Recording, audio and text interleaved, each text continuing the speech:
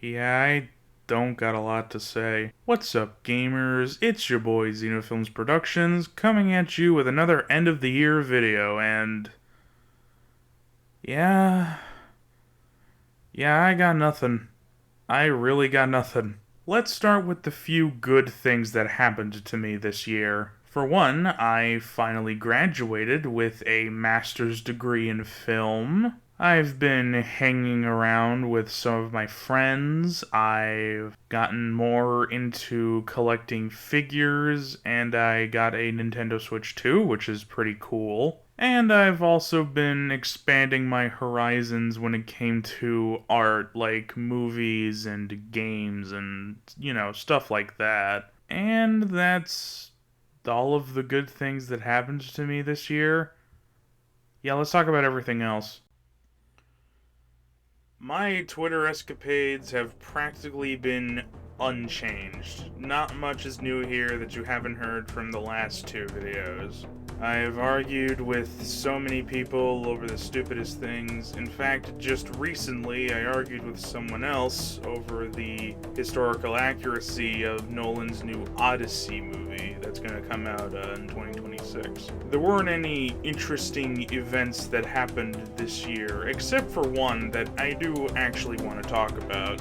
At the beginning of the year, I argued with this guy over the banana duct taped to the wall art piece. The guy was replying to me with random numbers and copy pasta stuff. He would also reply to other tweets that I've made and other replies that I've made to other tweets. However, once it stopped, I didn't think of the guy again. But then, a couple months later, in July or June, he came back and started arguing with me again. And by that time, he was using Pink Floyd lyrics. I then said something that got me suspended for a week. And then, during that week, he started to follow me.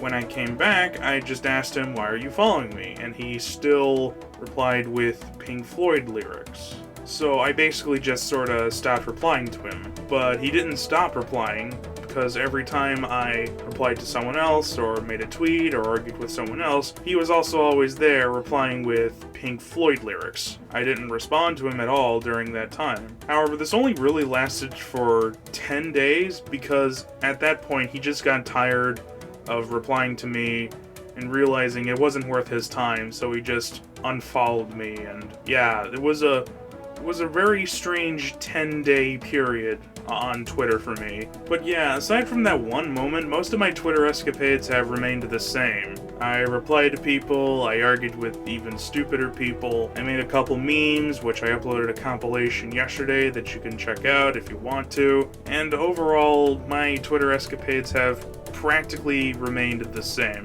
Aside from that one moment, nothing really much to talk about here.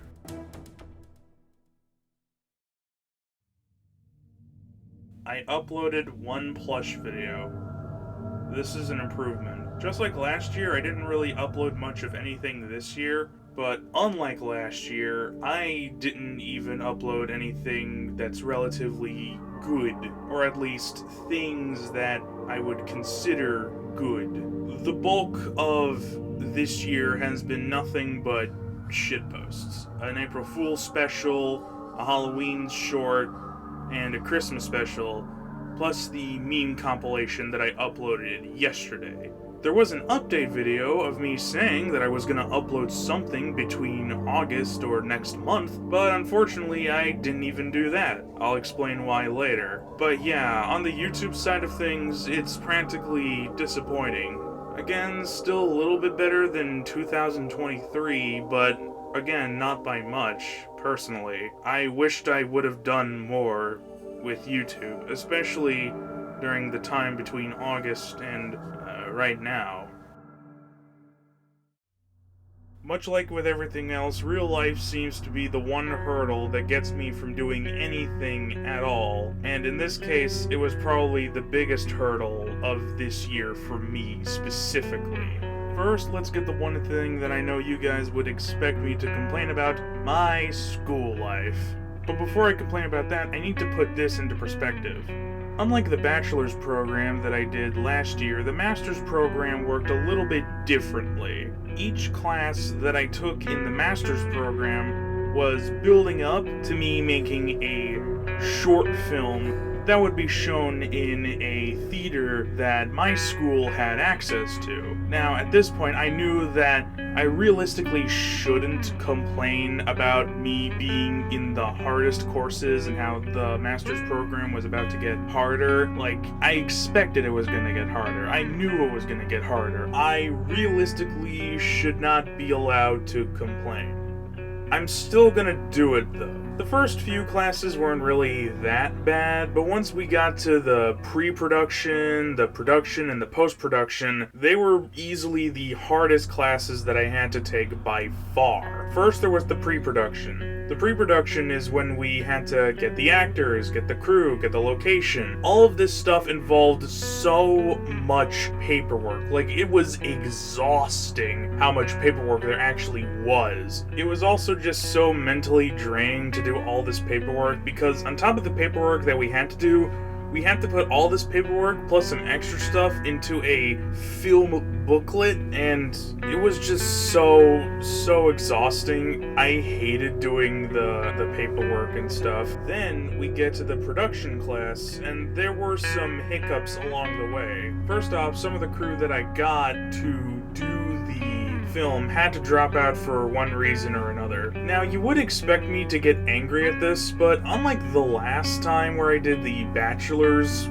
thesis, where all my actors dropped out for one reason or another, the crew that did drop out at least had more specific reasons to why they dropped out in the first place. However, still, it only made the production of my short film a little harder. On top of already doing work for the other classmates' short films, I was the director of my own short film, and at that point, I was just tired. I didn't know what I was doing, and my first AD was basically doing all of the work. Meanwhile, I was barely doing any of the directing. Not to mention, at the end of both of the shooting days, I would also end up arguing with my first AD over really stupid shit. And it was more or less just a miracle that the people that I was working with was able to stand with my bullshit. Cast and crew, and even the owners of the location. Like, I'm gonna be honest, I felt like I was pretty unprofessional in that scenario. But then you got the post-production, which is the editing. And usually, this is where I would have succeeded. I feel like I'm pretty good at editing. The problem was, I tend to slack off. And in this class, slacking off actually almost got me to fail the class. The first assignment I did, I didn't turn it in, which got 5% off my grade, which lowered my overall grade in the editing class to like a 68 or something like that. And at that moment, I decided to go get drunk just to ease the pain a bit. However, when I was continuing on with the class, I was doing a little bit better.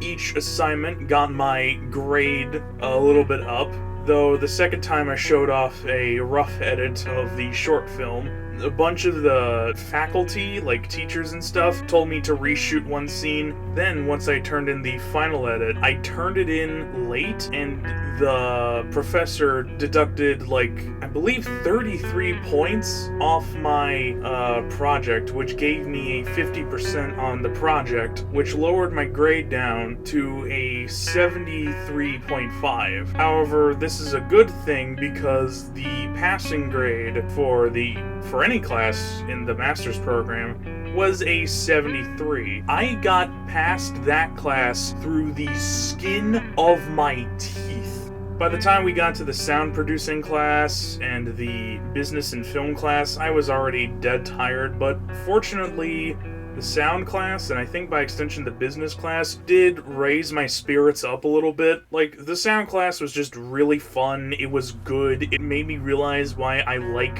film as an art form, and the business class was fine. I mean, it just felt kind of pointless at that point to have a business class after basically surviving hell in film form. Otherwise, I passed. I passed my master's class, it was fun while it lasted, and I got to hang out with friends. Now, you would think since I passed the class, or just the program in general, I would at least get a little break and start working on videos. The problem is that I think I lost energy whilst doing any of the master stuff. I literally had no energy in doing anything. I didn't want to do anything at all. I had no ambition anymore to make the things that I actively wanted to make. However, it gets even worse because on top of that, my parents wanted me to find a job in a field that, well, I graduated for. The problem is that A, I really didn't want to find a job, and B, whatever jobs that are there, I had to get, like, my resume ready, which I already have a resume, demo reel, and a website that showed off all of my best work. I have all those things in, but again, due to lack of ambition, I didn't want to find a job. And that led to a lot of arguing with my folks, particularly my mother, and these arguments got really, really bad. Like, they gotten so bad that at that point I just wanted to leave. I wanted to go back to my apartment. I'd rather be anywhere else. There were moments where I was close to getting a job, like this intern job for editing, but because I didn't answer the questions correctly, I wasn't able to get the job. And then the second time, a job actually came to me from a deco, and I thought, yes, this would be my chance, but it turned out to be a scam. The one time that I was actually interested in getting this job, and it turned out to be false. And it promised a lot too. $60 an hour, a brand new PC specifically for editing. It was like a dream come true, but it was false. It was a scam. It was a lie. And that pissed me off. Like, it genuinely did piss me off. And because I was more focused on trying to find a job, arguing with my family, and lacking ambition, I wasn't able to do anything on the YouTube side of things, so I just absolutely did nothing. It was bad. It was genuinely bad. Unlike 2024 and 2025, I actually have plans for 2026. Because, for one, 2026 would mark the 10-year anniversary for this channel. And number two, since I have all the time in the world, I could practically do whatever I want and, actually have the time to make the videos that I personally want to make. I also want to use my second channel that I made for an assignment and utilize it for more shitposty stuff, as well as, school projects that I worked on during that time in Full Sail. I also want to utilize the shorts more, not just for memes, but to advertise myself and my videos that I have made. I also do want to spruce up the channel a little bit as well, just to advertise the content that I am going to be making from now on. Because like I said, 2026 marks the 10-year anniversary for this channel, and I want to do something good. I want to make this year stand out above all the rest. I want to improve. I want to do it correctly.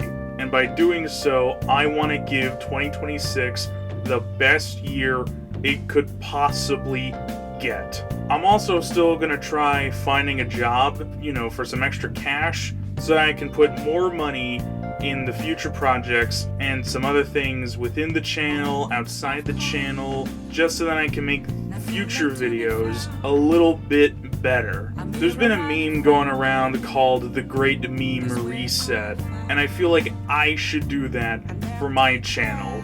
The Great Channel Reset. I want to improve. I want to make things for you guys, and it's going to start next year. With that being said, like, comment, and subscribe. Thank you for watching, and I'll see you guys very, very soon. Boa noite.